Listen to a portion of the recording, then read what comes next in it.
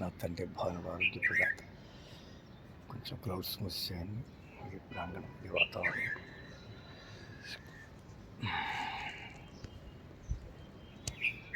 నాకు డీసెంట్గా ఉంది. ఓకే ఫ్రెండ్స్, ఓకే కొన్ని నేను చెప్పినవి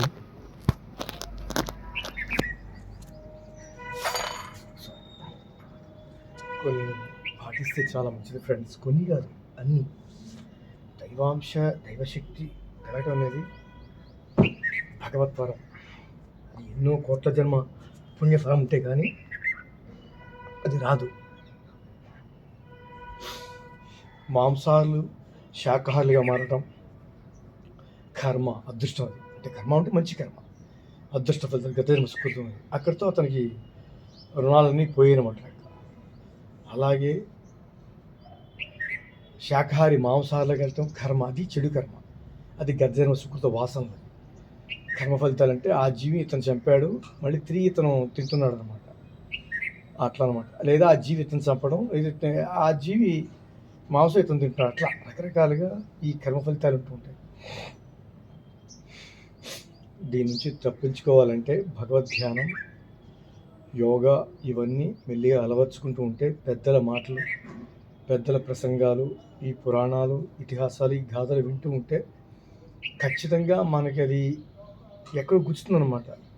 ఒక్కొక్క చోట మనకి కొన్ని వింటుంటాం, కొన్ని చూస్తుంటాం, అది మనం ఇన్స్పైర్ చేస్తుంది. అలాంటివి ఇన్స్పైర్ నాకు అయ్యాయి. ముఖ్యంగా నా తండ్రి, నాకు తల్లి, వాళ్ళే నా ప్రథమాచారిణి. నా తల్లి తండ్రి నిజంగా నా గురువులు వాళ్ళు. నేను ఇలా శక్తివంతం అవటానికి కారణం నా తండ్రి, నా తల్లి. ఓకే ఫ్రెండ్స్, మనం ఎంత ఫ్రెండ్షిప్లో తిరిగినా, నేను ఎంత ఫ్రెండ్స్ చాలా మంది తిరిగాను. ఇది ఇండస్ట్రీ, సినిమా ఇండస్ట్రీ. నేను బయట తిరిగినా కూడా ఎవరితోనూ కలవను.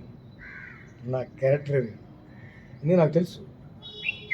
తాగితే ఏంటి, తప్పులు చేస్తే ఏంటి, రకరకాలు నాకు తెలుసు దాని పర్యవసానం. అలానే నేను కొన్ని చిన్న అలా టెచ్చి వదిలేసాను అంతే. అన్ని ఏది నాకు అందులో నాకేది కూడా ఇది గొప్పది అని నాకు ఇది గొప్పది, చాలా ఇది చేస్తే బాగుంటుంది అనేటువంటి నాకు ఏవి కూడా కలగలేదు నాకు అందులో. ఐఎమ్ నాట్ సాటిస్ఫైడ్ టు ఈ యాక్టివిటీస్ అని కూడా, బ్యాడ్ హ్యాబిట్స్ అని కూడా. నేను వేటిలోనే కూడా సాటిస్ఫై కాలేదు. అన్నీ దాని యొక్క నెగిటివ్ చూశాను అనమాట. అందుకని దాని జోలికి వెళ్ళకూడదు. అవన్నీ కూడా రాహువు, కేతువు, శనీశ్వరుడు, వీళ్ళ ముగ్గురు యొక్క వక్ర దృష్టి మన మీద ఉంటేనే అవి అబ్బుతాయి. వారి యొక్క ముగ్గురు దృష్టి కూడా సవ్యంగా ఉంటే ఇవి అబ్బుతాయి. రాహు శక్తివంతుడై మనకి అనుగ్రహం ఉంటేనే శక్తి, కండలు, బాడీ వస్తుంది, మంచి జ్ఞానంతో మాట్లాడగలుగుతాం. రాహు కనుక మనకి సరిగ్గా లేకపోతే మనం మతిస్థిమితం సరిగ్గా ఉండదు, పిచ్చివాళ్ళు తిరగచ్చు, రకరకాలుగా ఉంటాయి. శరీరం కూడా వికృతంగా ఉంటుంది. అదనమాట ఇవన్నీ కూడా. అలాగే శనీశ్వరుడు కానివ్వండి, దైవాలను పెరగాలన్నా శనీశ్వరుడే, ధనం ఇత్యాదులు కావాలన్నా శనీశ్వరుడే. కేతువు కావాలన్నా కూడా, మనకి జ్ఞానం కావాలన్నా కేతువు మెయిన్ ఇంపార్టెంట్. జ్ఞానంతో పాటు వైరాగ్యం, కేతు ఇంపార్టెంట్. ఇవన్నీ కూడా వాళ్ళ ముగ్గురి యొక్క శక్తితోనే మనం ఇలా చేయగలుగుతాం. అందుకే నేనైతే సర్వదా విధేయుడిని. ఇవన్నీ గుర్తుపెట్టుకోండి ఫ్రెండ్స్. మనం ఏదైనా చెడు చేస్తున్నప్పుడు, ఏదైనా పాన్పరాగ్ వేసుకున్నా, సిగరెట్ తాగుతున్నా, మద్యం సేవిస్తున్నా, స్త్రీతో రకరకాలు చేస్తున్నా, దాని యొక్క పరిసరం ఏంటి, దానివల్ల మనకి ఏంటి ప్రాఫిట్ తెలుసుకున్న వాడికి మాత్రమే దాని నెక్స్ట్ స్టెప్ వేయడం అనమాట, తప్పు చేయడం. ఇవన్నీ కూడా తెలుసుకోవాలి ఫ్రెండ్స్. ఇవన్నీ గత సుకృతాలు friends. Good habit most important, good friendship most important. ఎంత ఫ్రెండ్స్తో తిరిగినా మనం అన్నీ చూసి వదిలేయాలి. నేను నాతో చాలామంది ఫ్రెండ్స్తో తిరిగినా తాగమని అసలు కంటితో కూడా చూడను, పక్కన పెట్టి వెళ్ళిపోతాను. అసలు వాళ్ళతో కలవను. ఏ విషయాల్లో కూడా నాకు కొన్ని వేటిలను పార్టిసిపేట్ చేయను. నాకు గుడ్ హ్యాబిట్స్ ఉన్న వాళ్ళతోనే తిరుగుతాను, జ్ఞానం ఉన్న వాళ్ళతో తిరుగుతాను. నాకు ఇష్టం అది. మనం చిన్న ఉదాహరణ చెప్తాను ఫ్రెండ్స్. ఉదాహరణకు ఏదైనా స్త్రీతో తప్పు చేసినప్పుడు మన శరీరం పాడైపోతుంది. అంటే దాన్ని ఎయిడ్స్ అని అంటున్నాం. ఆ సందర్భంలో చెప్పాలంటే, ప్రతి వ్యక్తికి రోగాలు అనేవి కర్మఫలితంతో వస్తూ ఉంటాయి, కర్మఫలమున వస్తూ ఉంటాయి. అవి మంచివి ఉంటాయి, చెడు ఉంటాయి, వంశపారంపర్యం కూడా వస్తుంటాయి. కొన్ని మనం ఇప్పుడు చేసుకున్న కర్మలు ఉంటాయి, గత కర్మలు ఉంటాయి. అంటే ప్రతి వ్యక్తి రోగంతోనే పుడుతున్నాడు, అవి రోగంతోనే చనిపోతున్నాడు.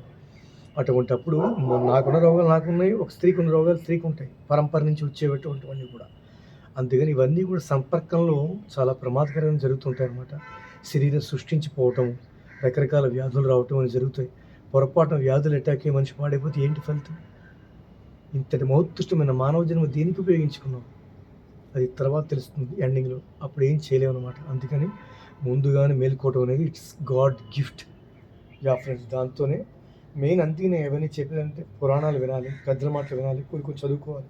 నేను చిన్నప్పుడు కొన్ని వినకపోయినా, కొన్ని థాట్ ఉన్న బ్యాడ్ హ్యాబిట్స్కి వెళ్ళేవాడిని, కానీ ఏంటో తెలియదు, నాకు అసలు ఇష్టం ఉండేవి కావు. ఎంతసేపు క్రికెట్, ఈ బాడీ, వీటి మీద తప్ప, యాక్టివిటీస్ మీద తప్ప, ఈ పక్షులు పెంచుకోవాలి, వీటిని ప్రేమించాలి తప్ప నాకు చెడు హ్యాబిట్స్ లేవు. అసలు చెడు దృష్టికి వెళ్ళేది కాదు. అది నిజంగా భగవత్వరం. అది నిజంగా నేను ఈ అనంత విశ్వానికి, నన్ను పుట్టించిన దేవతలకి, పితృదేవతలకి, నా తల్లిదండ్రులకి నేను విధేయుని అవుతాను. నిజంగా ఇట్స్ గాడ్ గిఫ్ట్. ఈ జన్మ నేను అయితే పాడు చేసుకున్నాను. ఎందుకంటే నేను అందమైన బాడీ ఇచ్చి నేను పొరపాటున తప్పులు చేస్తే లైఫ్ కొలాప్స్, మళ్ళీ రాదు ఇది. ఎందుకంటే ప్రతి క్షణం భగవంతుడు చెప్తున్నాను నాకు, ఇది వెళ్ళొద్దు, ఇది చేయద్దు. అది భగవత్వరం. అది దైవబలం ఉన్న వాడికి మాత్రమే ఆ సెన్స్ ఉంటుంది, నాతో ఉండదు. అది కూడా మెయిన్ చెప్తున్నాను ఫ్రెండ్స్, నిగ్రహ శక్తి, ఇంద్రియ నిగ్రహ శక్తి. ఎప్పుడైతే చిన్న ఉదాహరణ చెప్తాను ఫ్రెండ్స్, ప్లీజ్ లిసన్. ఇది మరీ చెప్తున్నా, చాలా ఈజీ టు క్యాచ్. మనం డబ్బు ఎందులోనా పెట్టుబడి పెడితే కొంచెం మైనస్ అవుతుంది, వస్తుంది, అది పక్కన పెట్టండి. అదే కనుక అదే డబ్బుని 1,00,000 రూపాయలు బ్యాంకులో ఫిక్స్డ్ డిపాజిట్ చేస్తే, దాన్ని అసలు తీయకుండా ఉంటే, నెలలకి బ్యాంకులో ఇచ్చేటువంటి వడ్డీతో పాటు అది అలా ఇంక్రీజ్ అవుతూ ఉంటుంది కదా. ఎగ్జాంపుల్ ఫ్రెండ్స్, అది ఇంక్రీజ్ అవుతూ ఉంటుంది. దాన్ని తీసేస్తే ఈ వడ్డీ తగ్గిపోతుంది, అన్నీ తగ్గిపోతాయి, అసలు తగ్గిపోతుంది. అలాగే ఇది మానవ ఇంధనం, బాహ్య ఇంధనం అయితే అంతర్గత ఇంధనం. మన శరీరంలో ఉన్నటువంటి వీర్యాన్ని స్ఖలించకుండా అలాగే ఉంచితే, అది ఇంట్రెస్ట్ పెరుగుతున్నట్టుగా ధనం ఎలా పెరుగుతుందో మనలో దైవశక్తి పెరుగుతుంది. అది ఎవరికి తెలియదు. ఆ దైవశక్తి పెరుగుతూ ఉంటుంది. కొందరు అంటూ ఉంటారు, నువ్వు వాడకపోయినా పోతుందిరా వీర్యం అని. అది ఇట్స్ రాంగ్. అది ఇట్స్ ట్రూలీ రాంగ్. అది మైండ్లెస్ ఫెలోస్ మాట్లాడే మాటలు అవన్నీ కూడా చాలా తప్పది. ఇప్పుడు డబ్బు డిమానిటైజేషన్ జరిగింది, ఆటోమేటిక్గా బ్యాంక్ ఆటోమేటిక్గా అది అప్డేట్ అయిపోద్ది. అలాగే మన శరీరంలో ఇవన్నీ కూడా, వీర్యం అని, శక్తి అనేది కూడా ఆటోమేటిక్గా అది అప్డేట్ చేసుకుంటూ ఉంటుంది, స్ఖలించకుండా ఉంటేనే. ఇంత చాలు, ఒక కణం చాలు. మన కంటికి కనపడిన కణమే దైవబలం. ఇప్పుడు మన కంటికి ఏం కనపట్లేదు చెప్పండి, ఇందులో ప్రాణం కనపట్లేదు కదా, పీల్చే వాయువు రూపం కనపట్లేదు కదా. అలాగే మనలో ఉన్న శక్తి కూడా వీర్యంతోనే ఉంటుంది. అది పుట్టుకతోనే భగవంతుడు షట్చక్రాల ద్వారా, తల్లిదండ్రుల యొక్క సంగమం చేత, బాహ్యంలో ఉన్నటువంటి ప్రకృతి చేత, వాయువు చేత ఆ కణం వచ్చి మనలో తల్లి పాలు తాగటం వల్ల కానీ, శ్వాస పీల్చడం కానీ, వీర్యంలో కానీ మనం పుడతాం అన్నమాట. ఇది అందుకని దయచేసి ఈ వీర్యాన్ని పాడు చేసుకుంటే, వృధా చేసుకుంటే శక్తులు ఉండవు. నువ్వు వాడకపోయినా, నువ్వు వాడకపోతే శక్తి పెరుగుతుంది, వాడితే శక్తి పోతుంది. ఇది okay friends, sorry friends, catch చేయండి. ఇది చాలా కష్టం, అందరికీ ఇది అబ్బదది. నేను చాలా కష్టం, ఇంద్రియ నిగ్రహ శక్తిని చాలా కష్టం. దానికి అభ్యాసంతోనే శ్రీకృష్ణ పరమాత్ముడు చెప్పాడు భగవద్గీతలో, దాని అభ్యాస వైరాగ్యాలతో సాధించవచ్చు. ఎస్, నేను వైరాగ్యం అలవాటు చేసుకున్నాను, అంతకు రాదు అది. ఎస్, నేను కష్టాలు పడ్డాను, ఆ కష్టాలు చూశాను, కొన్ని సందర్భాల్లో నేను మోసపోయాను, అవన్నీ అబ్జర్వ్ చేశాను అనమాట. ఓహో, లైఫ్ ఇంతేనా అనుకున్నాను. ఇప్పుడు రేపన్నా ఎవరితో ఉన్నా సరే విడిపోక తప్పదు. ఎస్, 100% చెప్పగలను, అది నాకు సెన్స్తో చెప్తున్నాను. నేను విడిపోవటం అంటే, మనం భార్యాభర్తలు బాగున్నా, ఎంత లవర్స్ బాగున్నా, తల్లిబడి కొట్టేస్తాం, వాళ్ళ తల్లి లేదా నా తల్లిదండ్రులు ఎవరు లేకపోయినా ఈ ప్రకృతితో, ఈ మానవ సమాజం విడదీసేస్తుంది. చిన్న ఉదాహరణ చెప్తాను ఫ్రెండ్స్.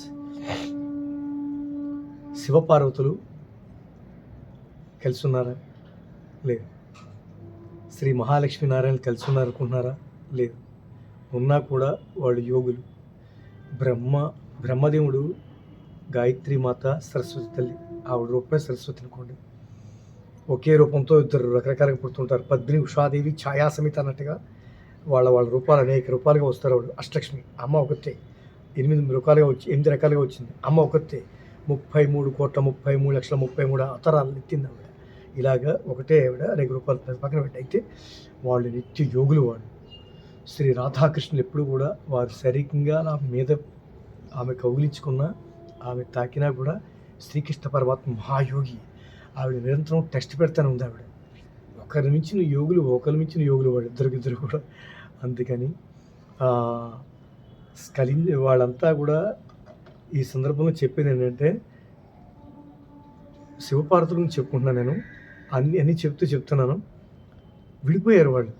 ప్రకృతి విడదీసింది. ఎలాగా? ప్రకృతి అంటే మీన్స్ దక్ష ప్రజాపతి సందర్భంలో శివుణ్ణి రకరకాలుగా దూషించాడు. సినిమాలు మీకు తెలిసే చూసే ఉంటారు.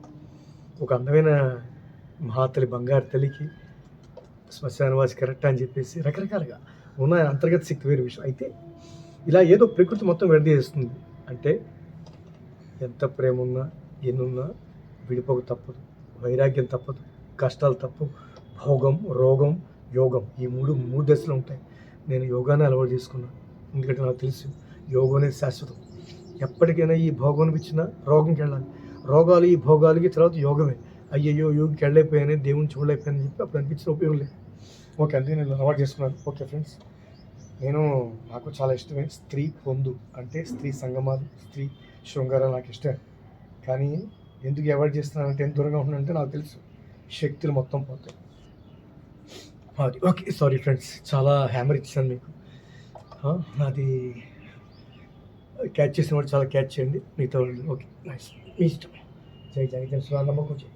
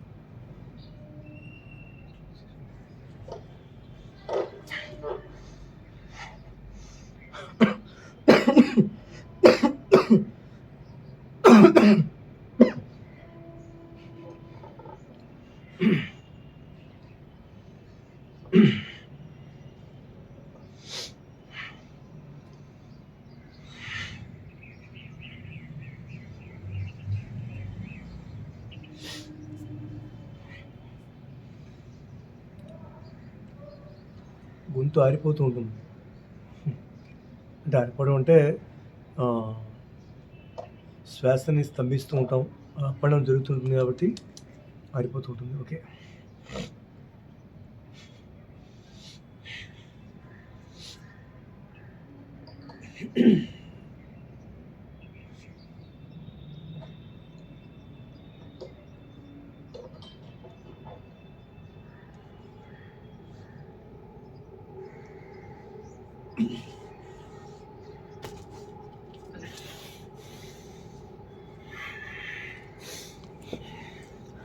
Sorry friends. అయితే ఒక్కొక్కళ్ళు జ్ఞానం భగవత్వరం అది. అయితే ఈ సందర్భంలో చెప్తాను. Sorry friends. భార్య రూపవతి శత్రు. భార్య రూపవతి శత్రు. దీని అర్థం ఏంటంటే, భార్య, అందమైన భార్య శత్రుతో సమానం. శత్రుట, ఎస్, అందమైన భార్య శత్రుతో సమానం. ఎస్ అంటే వేరుగా తప్పుగా అనుకోవద్దు. స్త్రీ నాకు ప్రాణం అంటే తల్లి, కార్యసుదాషి కనయిత అంటారు కదా, కర్ణేశ్ మంత్రి భోజ్యేష్మత సైనితరం భైత్యాదులుగా స్త్రీకి నేను ఎప్పుడు విధేయుడిని. తల్లి చాలా గొప్పది, వేరే విషయం. అయితే భార్య రూపవతి శత్రువు అంటే బాహ్యంగా అంటే చెడుగా అనుకోవద్దు, అపార్థం చేసుకోవద్దు. భార్య ఇప్పుడు నా భార్య అందంగా ఉంది, అందరూ 10 మంది చూస్తారు, రకరకాల ఏదో చేస్తారు అని చెప్పి ఇలాంటి థాట్స్ పక్కన పెట్టండి. అది నెగిటివ్ పక్కన పెట్టండి. పాజిటివ్గా ఇన్నర్గా ఆలోచిస్తే భార్య రూపవతి, ఇప్పుడు నాకు అందమైన భార్య దొరికితే ఇప్పుడు దాన్ని విడిచి వెళ్ళాలని ఉండదు. ఇప్పుడు దాంతోనే పొందు కావాలి, దాని దగ్గరే ఉండాలి అని అనిపించిన కాన్సన్ట్రేషన్ అంతా కూడా, ఏకాగ్రత అంతా కూడా భార్య మీదే పెట్టగలుగుతాను. ప్రేమ కానీ ఏదైనా సరే అలా నాలో ఉన్న శక్తి పోతుంది,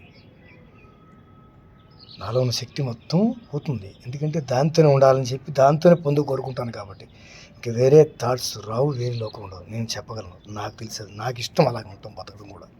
బట్ అందుకని ఇవన్నీ అవాయిడ్ చేసి పక్కన పెడుతున్నాను. ఓకే, చెప్తున్నాను. ఓకే, అందుకని భార్య రూపవతి శత్రువు.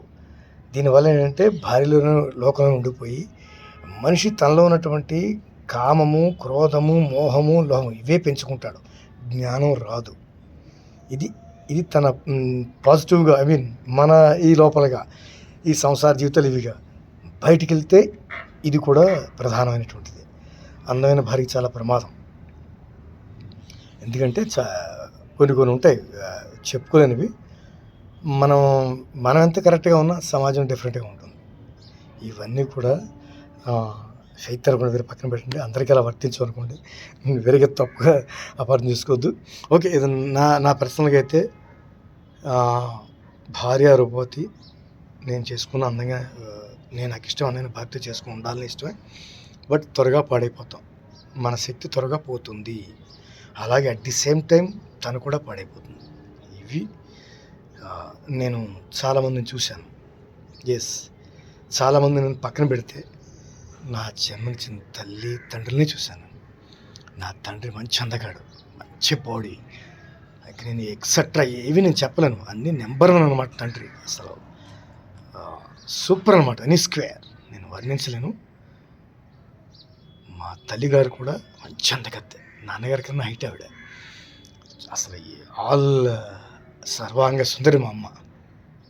నా తల్లి 5 బిడ్డల కంది, అందం మొత్తం పోయింది. ఆవిడ చిన్నప్పుడు ఫోటో చూశాను, ఎంత బాగుంటుందో. మంచి డబ్బు ఉన్నవాళ్ళు మా నాన్న. అన్ని ఉంగరాలు, 10 వేలకి 10 ఉంగరాలు, రకరకాలుగా అన్నీ. ఇవన్నీ ఎందుకు చెప్తున్నానంటే ఈ చచ్చిపోటాలు, ఈ రోగాలు, ఈ ముసలితానాలు ఇవన్నీ నాకు ఇష్టం ఉండవు. ఎప్పుడు యవ్వనంగా ఉండాలంటే కొన్ని త్యాగం చేయాలి. భగవంతుడికి పెట్టుకోవాలంటే, భగవంతుడికి దృష్టి ఉండాలంటే ఇవి ఉంటే భగవంతుడికి దృష్టి ఉండదు. అందుకని కొన్ని త్యజిస్తున్నాను. అన్నిటికీ మూల కారణం కామమే, అందుకని దాన్ని త్యజిస్తున్నాను. Friends, thank you. మ్యాక్సిమం చాలా మటుకు కృషి చేస్తున్నాను, ట్రై చేస్తాను. సాధించగలనే నమ్మకం నాకుంది. ఇంద్రియ నిగ్రహశక్తి అనేది గాడ్ గిఫ్ట్, అది నేను చేయగలను, నాకు తెలుస్తుంది, ట్రిక్స్ తెలుస్తుంది. ఓకే, ఎనీహౌ ఫ్రెండ్స్, ఓకే ఇది ఓకే. వేరే జంపింగ్లోకి ఎక్సర్సైజ్ చేసుకుంటాను.